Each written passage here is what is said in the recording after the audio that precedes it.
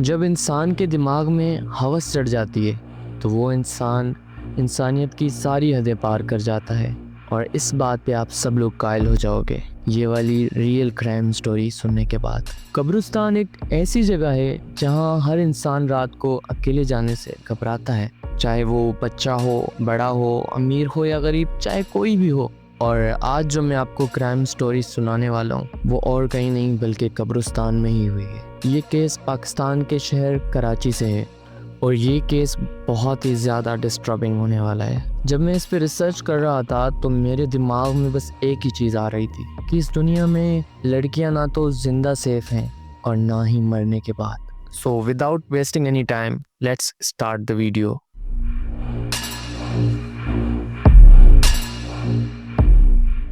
ये बात साल 1990s के बीच की है। पंजाब का एक छोटा सा शहर सरगोदा, जहां काम करने के लिए ज़्यादा अपॉर्चुनिटीज़ नहीं हुआ करती थी, जिसकी वजह से अक्सर लोग बड़े शहरों में जाते थे ताकि वो अच्छा कमा सकें और अच्छी ज़िंदगी दे सकें अपने घर वालों को।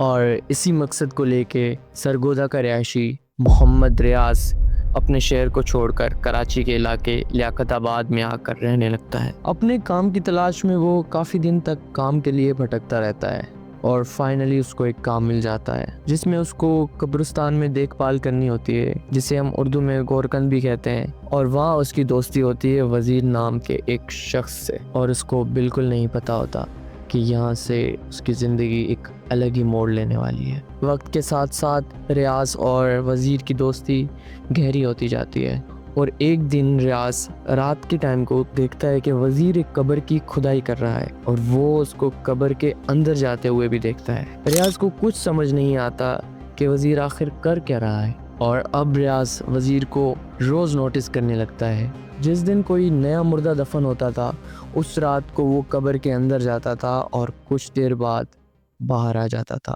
रियाज कुछ दिन तक सोचता रहता है कि आखिर वजीर ये क्यों करता है और ये कब्र के अंदर जाकर क्या करता है। काफ़ी दिन वो इस बारे में सोचता रहता है एंड देन आखिरकार वो वजीर से पूछ ही लेता है, आखिर तुम रात को कब्र क्यों खोदते हो और वहाँ जाके क्या करते हो। और फिर वजीर रियाज को अपनी सारी हकीकत बता देता है। वजीर उसको बताता है कि वो हर रोज नए मुर्दों पर नजर रखता है कि कौन सी कब्र फीमेल की होने वाली है, और जब सब लोग चले जाते थे और रात हो जाती थी तो वो उस कब्र को खोदता था और उसमें एक जगह बनाता था जैसे कि वो इजीली अंदर जा सके और बाहर आ सके। दरअसल आप सब लोगों को पता होगा कि कब्र में जगह बनाई जाती है और फट्टे रख दिए जाते हैं ऊपर ताकि मिट्टी अंदर ना जाए, और एक बॉक्स टाइप बना दिया जाता है कब्र में। तो वो वहाँ से मिट्टी हटाता था, मतलब इस तरह हटाता था कि जैसे वो इजीली अंदर जा सके और इजीली बाहर आ सके।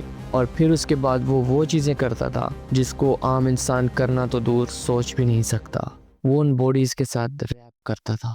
अब ये सब सुनने के बाद एक आम इंसान क्या करता है, वो जाके पुलिस को बताता है, राइट। बट क्योंकि रियाज वजीर का बहुत अच्छा दोस्त था तो वो ऐसा नहीं कर सकता था, लेकिन कम से कम इतना ज़रूर कर सकता था कि वो उसको समझाए कि वो ये चीज़ें ना करे। बट ये सब करने की बजाय रियाज वजीर के साथ उस चीज़ का पार्ट बन जाता है और अब रियाज और वजीर एक ग्रुप की तरह काम करने लग जाते हैं। अब जो वजीर था, जो सबसे पहले इस काम में इन्वॉल्व था, उसको ड्रग्स लेने की बहुत ज़्यादा आदत थी और वो बहुत ज़्यादा ड्रग्स लेता था। शायद यही वजह थी कि वो इतना साइकोपैथ था। इन एक दिन ड्रग्स ज़्यादा लेने की वजह से वजीर की मौत हो जाती है। अब रियाज बहुत ज़्यादा अकेला पड़ जाता है क्योंकि उसका जो दोस्त था, जो पार्टनर था, उसकी मौत हो चुकी है और वो बहुत ज़्यादा अकेला पड़ चुका है। लेकिन फिर भी वो इस चीज़ को करना नहीं छोड़ता क्योंकि उसको इस चीज़ की आदत लग चुकी थी, तो वो अकेले इस चीज़ को कंटिन्यू करता है।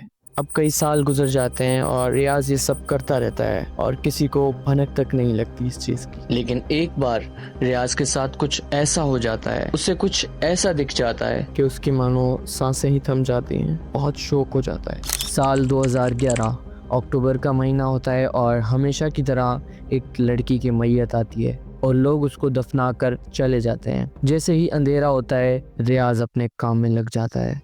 वो उस कब्र को खोदता है और उसमें जगह बनाता है और उस कब्र के अंदर जाता है। जैसे ही वो कब्र के अंदर जाता है और कफन हटाता है तो वो देखता है लड़की के फेस से ऑलरेडी कफन हटा हुआ है। और ये बहुत ही स्ट्रेंज बात होती है, कॉज जब लड़की को दफनाया जाता है तो उसका चेहरा और पूरी बॉडी कफन से लपेट दी जाती है। एंड देन वो देखता है कि उस लड़की की आंखें भी खुली हुई हैं और वो मुस्कुरा रही है बहुत ही अजीब तरीके से, और उसकी आंखें बाहर निकली हुई हैं। तो रियाज बहुत ज़्यादा डर जाता है और हड़बड़ा जाता है।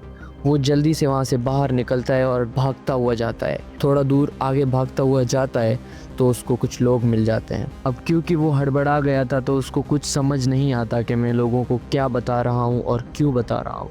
वो अपनी ही बातों में फंस जाता है। वो उन लोगों को बताता है कि वहाँ पे लड़की की आंखें खुली हुई हैं और वो कब्र में जिंदा है, और लोग उसको काम डाउन करते हैं और उसके साथ जाते हैं। एंड देन जब लोग जाते हैं वहाँ पे, वो देखते हैं कि कब्र बहुत ही अजीब तरीके से खुदी हुई है और उसमें रास्ता बना हुआ है अंदर जाने का। और वो जब कब्र के अंदर जाकर देखते हैं तो लड़की के बॉडी से कफन हटा हुआ होता है, और वो रियाज को समझ जाते हैं ये किसी गलत मकसद से यहाँ पर आया था। वो रियाज को इतना मारते हैं कि वो ना बोल पाता है और ना ही चलने के काबिल रहता है। एंड देन वो उसको बहुत ज़्यादा मारने के बाद पुलिस को बुलाते हैं। पुलिस बिना देर किए वहाँ पे पहुँच जाती है एंड देन रियाज को गिरफ्तार कर लेती है। उसके बाद पाकिस्तान के एक बहुत बड़े न्यूज़ चैनल पे उसका इंटरव्यू आता है, और वो उस छोटे से इंटरव्यू में वो सब कुछ एक्सेप्ट कर लेता है जो उसने गुनाह किए हैं। और वहाँ पे वो ये भी बताता है कि वो उसने सिर्फ 1 या 2 लड़कियों के साथ नहीं किया, उसने 48 डेड बॉडीज़ के साथ ये सब कुछ किया है। मोहम्मद रियाज, क्या उम्र है 27 साल, और कहाँ के रहने वाले हो? सरगोदा। क्या काम करते हो? मैं कब्रों को पानी वानी डालता हूँ। दोस्त करता था? हाँ, मैं भी उसके साथ होता था। कितने मुर्दों के साथ ये कर चुके हो? ये 48 साल हो गए। देन उसके बाद पाकिस्तान की पूरी आवाम वो इंटरव्यू देखने के बाद गुस्से में आ जाती है। वो इंटरव्यू बहुत ज़्यादा वायरल हो जाता है हर जगह, और तब तो इतना सोशल मीडिया का दौर नहीं था, लेकिन वो हर न्यूज़ चैनल पे आने लग जाता है। और पाकिस्तान की आवाम में बहुत ज़्यादा गुस्सा भर जाता है मोहम्मद रियाज के ख़िलाफ़, और सब लोग चाहते हैं कि उसको कड़ी से कड़ी सज़ा मिले ताकि आने वाली जनरेशन के लिए वो एक इबरत का निशान बन जाए, और लोग ऐसा करना तो दूर इसके बारे में सोच भी ना सकें। और फिर रियाज को कोर्ट ले जाया जाता है और कोर्ट रियाज को फांसी की सज़ा सुना देता है। अब यहाँ पे हैरत की बात ये है कि रियाज को अभी तक फांसी नहीं हुई और वो अभी तक जेल में है। अब ये जो रियाज ने किया था ये एक दिमागी बीमारी होती है जिसको नेक्रोफीलिया कहा जाता है। ये सिर्फ पाकिस्तान में नहीं, ऐसे केसेस पूरी दुनिया में नजर आए हैं। यूएसए, इंडिया, बांग्लादेश, पाकिस्तान और बहुत सारी कंट्रीज में नजर आए हैं। अभी रिसेंटली एक नेटफ्लिक्स पर मूवी रिलीज हुई है इस पर, मैं आपको उसका नाम बता देता हूँ, अगर आप लोग उस पे इंटरेस्टेड हो तो आप लोग देख लेना। उसका नाम है सेक्टर 36। एंड उस मूवी की कहानी कुछ इस तरह है कि एक लड़का होता है, वो बिल्कुल साइकोपाथ होता है। वो बच्चों को किडनैप करता है और उनको मार देता है। उनको मारने के बाद उनके साथ रैप करता है, और रैप करने के बाद वो उनको टुकड़े टुकड़े करके फेंक देता है। एंड ये मूवी एक रियल इंसिडेंट से इंस्पायर्ड है। I will highly recommend you, इन चीज़ों में अगर आप इन केसेस में इंटरेस्टेड हैं तो ये मूवी ज़रूर देखना। ये केस सुनने के बाद आपको ये तो कंफर्म हो गया होगा कि monster really doesn't exist in stories, they exist around us. Well, आज के लिए इतना ही, फिर मिलते हैं किसी और नई स्टोरी में। तब तक के लिए अपना बहुत सारा ख्याल रखें। खुदा पामाल।